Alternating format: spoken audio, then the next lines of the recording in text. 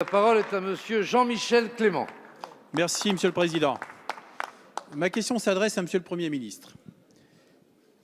On ne peut plus continuer comme ça. C'est ce que nos concitoyens effarés nous disent, ça ne peut plus durer.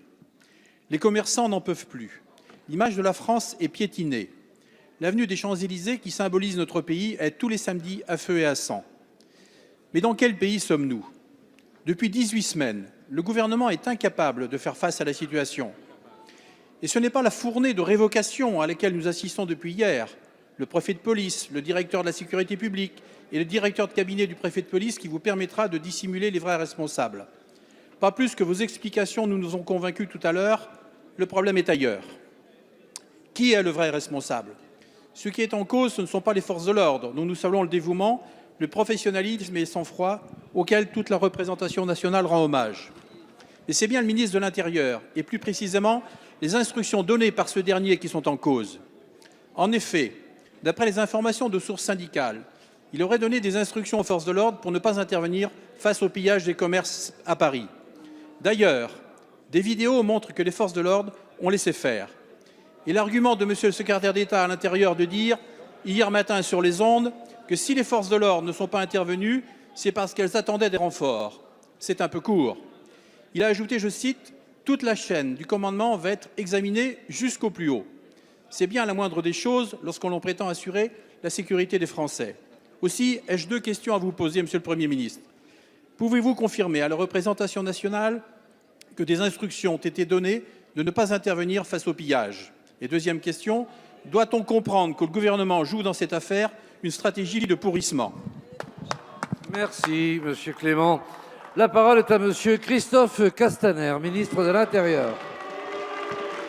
Monsieur le Président, Mesdames, Messieurs les députés, Monsieur Minot, Monsieur Minot.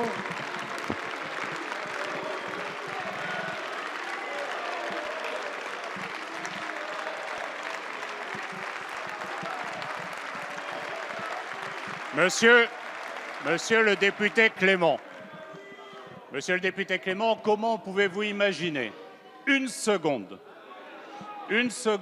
que qui que ce soit, à n'importe quel niveau de la hiérarchie, ait donné des instructions pour ne pas intervenir face à des pillages? Comment imaginez-vous une seconde que des instructions auraient pu être données pour ne pas protéger nos forces qui étaient attaquées dès le matin très tôt? À l'inverse, vous avez pu m'entendre m'exprimer immédiatement et appeler, sous l'autorité du Premier ministre, à la plus grande fermeté dans l'interpellation, dans la répression. Ce à quoi nous avons assisté samedi après-midi sur les Champs-Élysées, ce n'est pas une manifestation, c'était une abomination. Et je le dis de façon très claire, ceux qui ont mis le feu à une banque qui était logée dans un immeuble d'habitation ne sont pas des militants, ce sont des assassins. Ceux qui ont attaqué de façon systématique nos forces de l'ordre ne sont pas des militants. Ce sont des gens qui contestent l'exercice même de l'autorité. Or, il n'y a pas de liberté publique sans autorité. Monsieur le député, que les choses soient claires. Entre le 1er et le 8 décembre, sous l'autorité du Premier ministre avec Laurent Nunez, nous avons bousculé et revu en profondeur la gestion de l'ordre public. Depuis 30 ans, même après les émeutes de 2005, qui, je vous le rappelle, avaient fait 4 morts, depuis 30 ans, l'organisation de l'ordre public dans ce pays n'avait pas été revue. Nous l'avons revue en profondeur, avec des instructions extrêmement claires. Et nous avons demandé, parce que nous avions les informations sur la mobilisation de casseurs, nous avons demandé au préfet de police que l'ensemble des moyens qui avaient été mis en œuvre pour le 8 décembre soient mis en œuvre. Tel n'a pas été le cas.